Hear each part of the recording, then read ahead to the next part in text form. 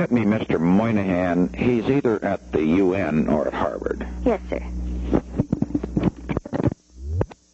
Hello? I've reached Dr. Monahan for you, sir. There you are. Hello? Good morning, Mr. President. Where are you? I'm in New York writing a speech which I'm going to give today at the United Nations and give the Russians a little hell, son of a bitch. Right. Good. Have you got a minute or is it bad time? I do, sir. In fact, I'm writing a speech and I'm delivering tonight at 7:30, so We're going to hit. we're right in the middle of it. But it's brief, so you can listen. 14 minutes is your retention time that long? I never... Don't admit it. Yeah. I was, the reason I called you, as a matter of fact, I sort of read things from them, but on my way, when I was in Florida going over to Walker's, I read with great interest your piece from the UN.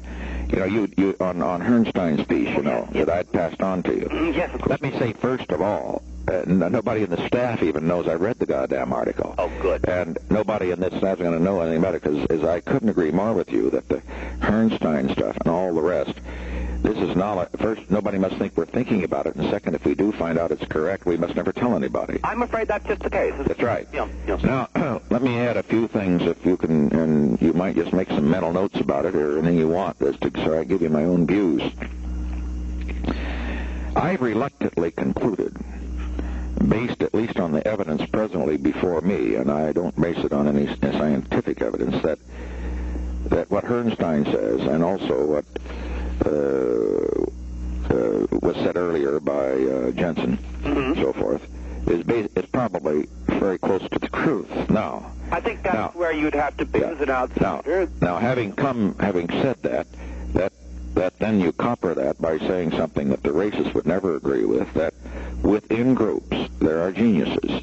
There are geniuses within black groups. There are more within Asian groups. And incidentally, it was a rather neat trick to point out that the Asians are number one and the Caucasians are number two. And the Eskimos are above the whites, which is good.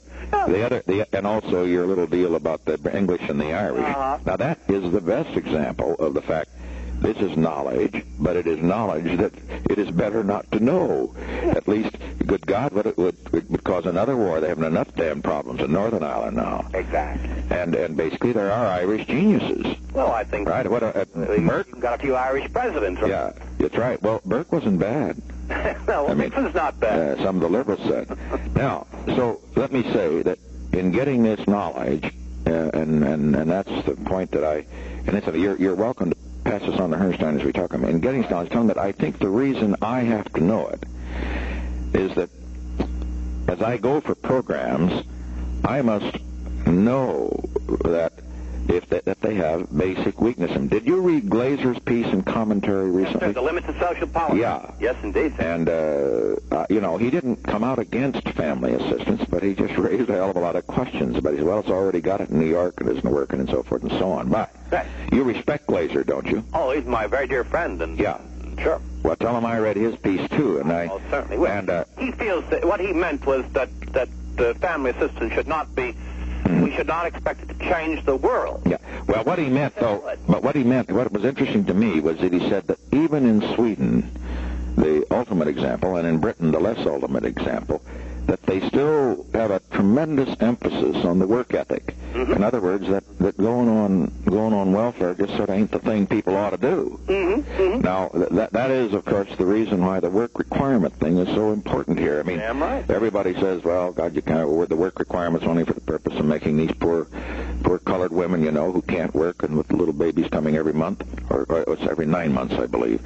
Anyway, whatever the case is, you can't make them work. Well, now, that isn't it. The whole point is that, as you well know, that we just have not got to sort of get into the psychology that, welfare is a good way of life. That is, that's where the working poor comes in, et cetera, et cetera. And the point about family assistance is it gives an alternative to welfare as a way of... Exactly. Well, now, coming on to the other points, on the other side, and here's where I think we have to bear in mind, we've got to realize on family assistance, on anything we do, the limits of social policy. Right. If we don't, we're going to raise expectations and then have the dull thud. That was the problem with Johnson. Mm-hmm. Johnson's, he took your Howard University speech and he carried out a lot of things, but I really don't, and I don't think he did it deliberately. I think Johnson probably convinced himself all this stuff is going to work. You agree? Can I just say one thing, sir? Yeah. One of the fascinating things is in 1967, he announced a great program of new towns in town to start building cities in town, and you had to deal with the ends of it. In 1968, the beginning, he sent a message to Congress in which he said, even now, a new town is rising on the site of Fort Lincoln in the city of Washington, D.C. At that moment, not a single spade of earth had been turned. But he didn't know it. He thought it was going on. Still hasn't been, incidentally. Right. Now, coming to the other point, a couple of questions. Has Coleman demonstrated the fact that where you put blacks, or for that matter, underprivileged Chicanos or anybody else, blacks in with whites integrated, that it raises the blacks and does not bring down the whites? Is that clear? Yes, up to a point of... Now, the second point I raised then, and I raised this, and this is really hitting at the nerve center. Mm-hmm. Is this true when you have an integrated faculty? Now let's suppose. Let's take for example where my daughter was teaching geography, or was going to teach. Let's suppose, Pat, that you've got a black, graduated from a good black college in the South, teaching English. Now, do you believe that she can teach English? We've got some... I don't know. I'm not... Could I just ask don't know. to send you a short note on this? But we can give you fairly exact answers. Yeah. Mosteller and I have a big, enormous book coming out in a few months, redoing the whole Coleman data. Coleman had to do his analysis in about 5 months. Yeah. And we've redone it all, and we know, and he's done it with us, and we know more now. I can give you good answers to that, sir. Let me first of all say that the main thing that matters is the other students that child is with. I see. And it will the teachers matter very little, the classrooms matter not at all. I see. The kids teach the kids. The kids set standards for each other. And maybe what you've got to do, though, is if you're going to have incompetent teachers, is to go for more television aids and all that sort of stuff. Well, maybe. No? I would give the mothers money, frankly. We have absolutely no evidence that any increase in school expenditure makes much difference. And I should have to say to you very clearly, because we say this in this new book, give me that then, that you raise the level of lower class kids a little bit, not a lot, but a little bit, when you put them in with other kids. But if you put middle class kids in with a majority of lower class kids, you lower the middle class achievement without raising the lower class. I see. What really raises them is the bright kids. Right, and the not so bright kids have to be in a minority. Yeah. If they're a majority, they swamp everything. That seems to be. Oh yeah, that's right. That's why that in the North, where, as you know now, those astounding statistics, where as a result of what the agony, that 38 integrated in California. 38% of all black children in the South go to majority white schools. 28% of all black children in the North go to majority white. Now that is a hell of an indictment. And you did it. That's right. Now coming on to a few things that. Also, on with regard to your theories, I've noticed that none of you have used this, and I'm not getting into what Agnew said about black leaders, because in this sense he's wrong. Have in mind one fact. Did you realize there is not, of the 40 or 45, you're at the United Nations, black countries that are represented there, not one has a president or a prime minister who is there as a result of a contested election, such as we were insisting upon in Vietnam. My God. There aren't any. Right, yeah. There aren't any. Yeah. I mean, Liberia, now that's ours. We got 150 years. How the hell is that? No, Talbert is the son-in-law of the other fellow. He's an awful nice fellow. But he's... And then let's look at Mobutu in the Congo. Kenyatta. All of their leaders, Pat. Sure. Now, let's take Haiti. Haiti's right our neighbor here. Now, what I'm simply saying now that is this: I'm not saying that blacks cannot govern. I am saying they have a hell of a time. Now that must demonstrate something. Now, having said that, Let's look at Latin America. Latin America's had 150 years of trying at it, and they don't have much going down there either. Mexico is a one-party government. Colombia, they trade it off every 2 years. Venezuela is tip-to-toe, and the rest are dictatorships except for Allende, which is a communist dictatorship. Elected, but communist. Now let me come back to another point. Within that scheme, this thought, and I think you might want to do a little piece on this sometime, I think you may have heard me tell my conversation with Munoz Marin, who incidentally was capable of governing. Yes. I think you think well of him. And in 58, after Lima and Caracas, I stopped there. And he and I talked all night. He drinking his scotch and he really lived it up. And I trying to keep up with him, practically dead. But he made a very interesting point very early in the early morning hours. He said, look, he says, I shouldn't say this.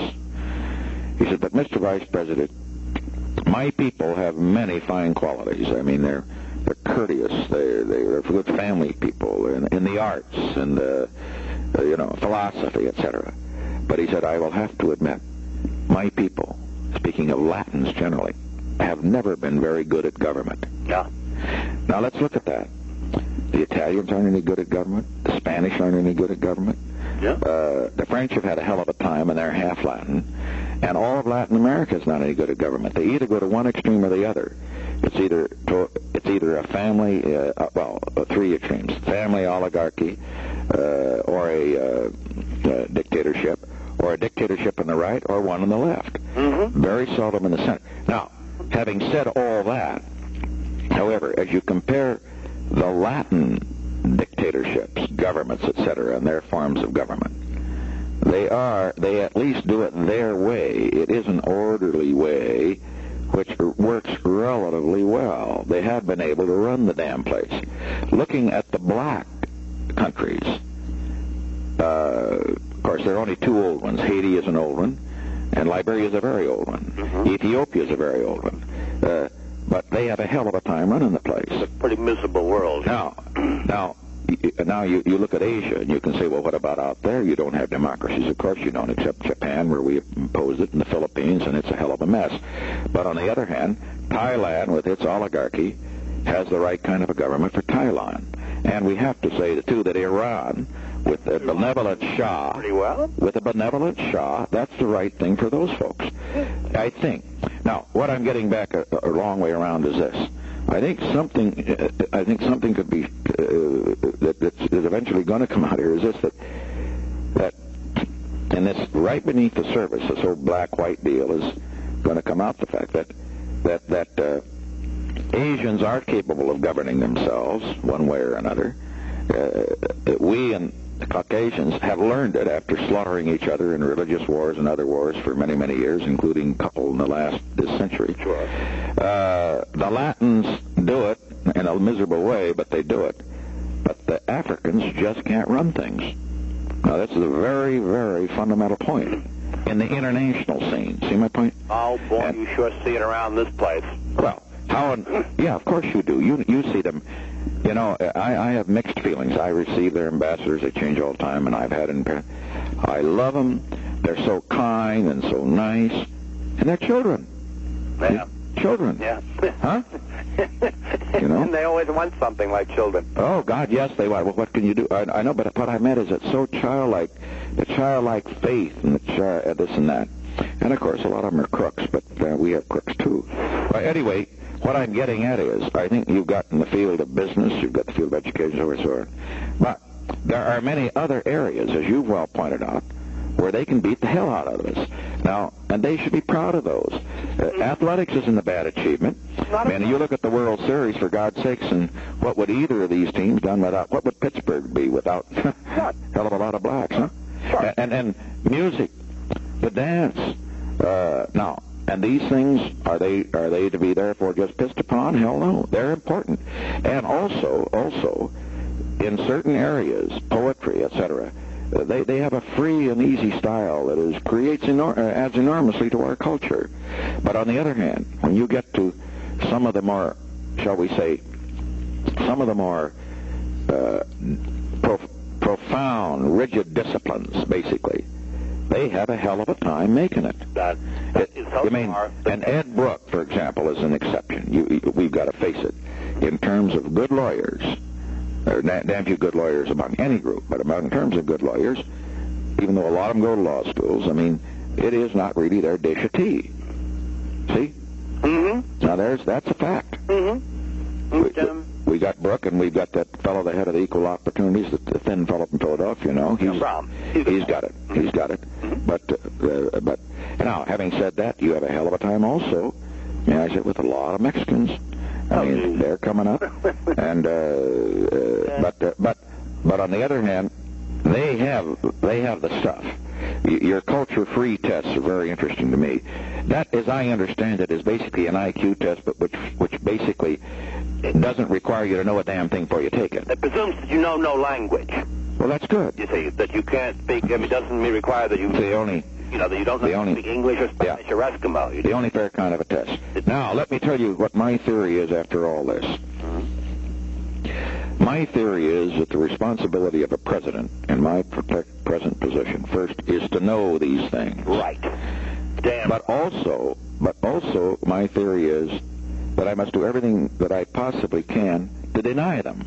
Yes, sir. To deny them, because you cannot tell. Here was my quarrel with Muskie on the vice president thing, and I didn't quarrel with him. I refused to comment. They asked me what I'd said, and I said I just repeated what I said in '68 when I was commenting on Brooke. I said he could be in any position. My theory is this: if you were to look cynically at a poll in depth that is absolutely private as to whether or not a black would or would not add to a ticket, you might well find that a black would subtract.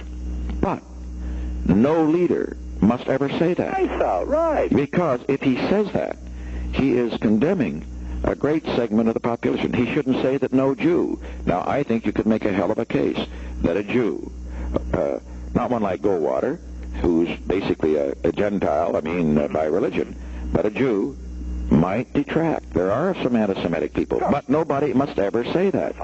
You must not say that a Catholic would hurt you in Oklahoma. You must not say that.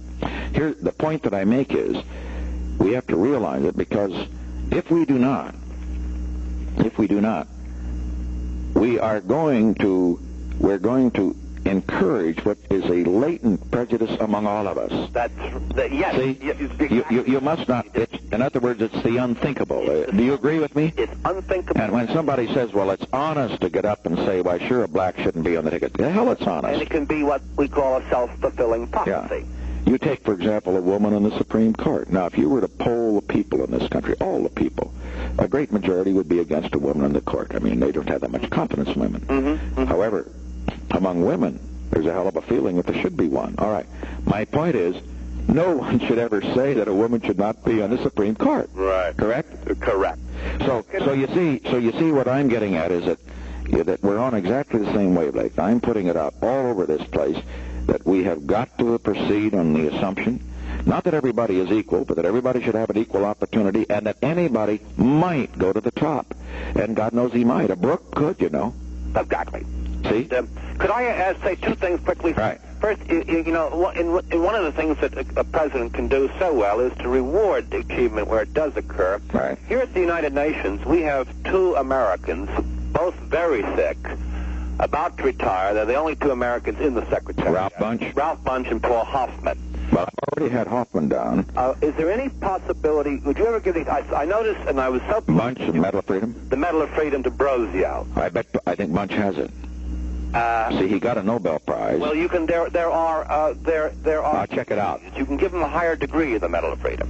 I'll check it out to see. I think Hoffman has it, but I'll check with Bunche on it. Some kind of recognition. Yeah. It'd be very easy. Very easy. And if we don't give him Medal of Freedom, we could just get him down and thank him. Yeah, I'm not even sure you can do that. He's so too sick. But you could probably do it. You can do it. Is he in a hospital? Yes. And he sometimes is sort of completely lost consciousness or lost awareness. Well, we went out, though, and gave one to Sam Goldwyn.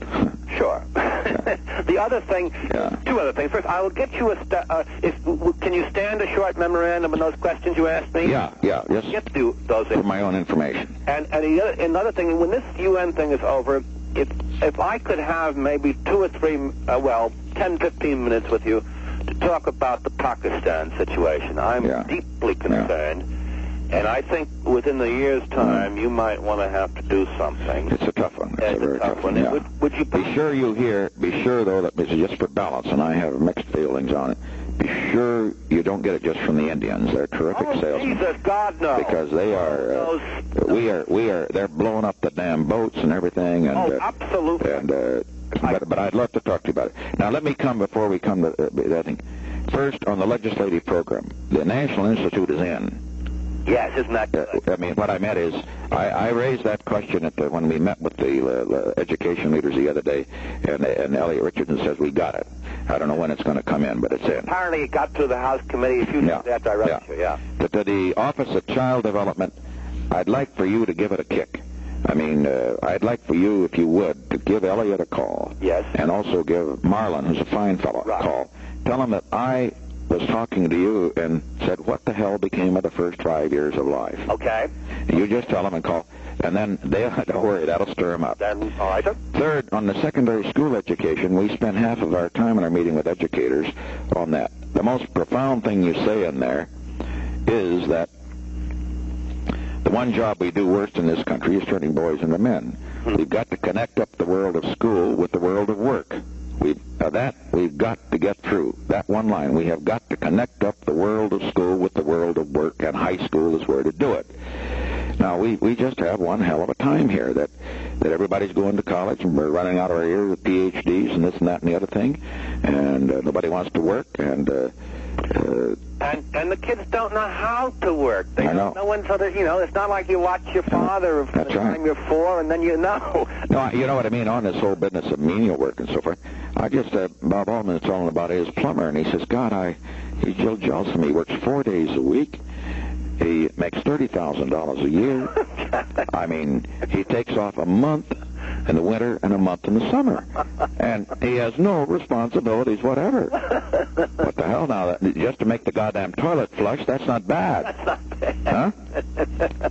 Listen, can I mention that we had this conversation, too, with Elliot about the world of work? That's right. The secondary schools. The secondary schools.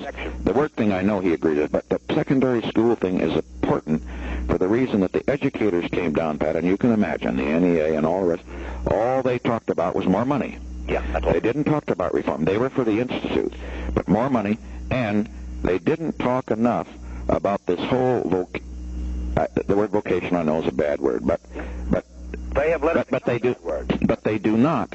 They don't want that, because the bastards don't teach it anymore. Yeah. They don't even teach hygiene anymore. And they go around wondering why 25% of the kids in Harlem are unemployed. Now they have got to start teaching that, and Finch that was one of his major contributions. He gave that a hell of a kick in the ass, and we got a few junior colleges. But would you tell Marlon and the rest that I am very disturbed about the fact that we are going hog wild on education, and we're going to put a lot more in it, believe me, because it's a big lobby and the rest.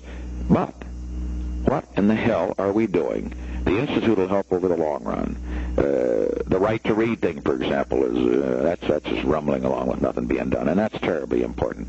But when we really come down to it, what are we doing in the high schools with the great majority of our kids who basically do not have what it takes, and will never have it, to sit behind desks? Now, all you do is to destroy those kids, and so they go on dope. Well, make them. Why should they be miserable when they can do an honest work and be sure? And they'll love and be proud of it. Be proud of it. Sir, I will do that. All right. Can I just say to you that the New Yorker is running 3 long sections about family assistance. I think you will be pleased, because they are really astounded as they found out what you'd done, and they just didn't believe it. And they said, "Really?" And the other thing is that I will this Pakistan thing. I'm thinking about it from the terms of the Pakistanis, who I think may need your help and advice. Yeah. And if I could trouble you after you come back from China and things like that, perhaps. Well, that may be too late. Why don't you come down in a month? All right. After the UN session. After the session. No. Well, before the session is ending, sort of, in December maybe? December's a good time. All right. December or November even. If you've got thoughts, come down in November. That may be better. I'll tell Bob Haldeman. I'll tell Bob, and also we got to get Henry in this because he's very close to the Pakistan ambassador and the Indian ambassador, and we're working like hell on it. And we put in $250 million more, but that isn't going to do any good. Well, it'll feed him. As much. No one else has done anything. It'll feed him. Yeah. Mr. President, you're doing wonderfully. Are you feeling as good as you sound? I'm fine, and we're working on a lot of things, and incidentally, some developments next week may be of very great interest up in your shop. Well, I'll look forward to that. Yeah. Okay. How do you like what you're doing? Well, I like the UN, and I'm trying to keep out of George Bush's hair and do some things that he hasn't time for. Great. And I'm I'm about to make a very nasty speech to the Russians, who gave us pissed all over us the other day, pointing out there are trade union protests in this country against the Nixon administration. Now, isn't that a goddamn shame? I am going to say to them that I can see they would be surprised coming from a country where the last trade union protest was in 1917. Okay. Let them think about that. Okay. Thank you, sir. All right.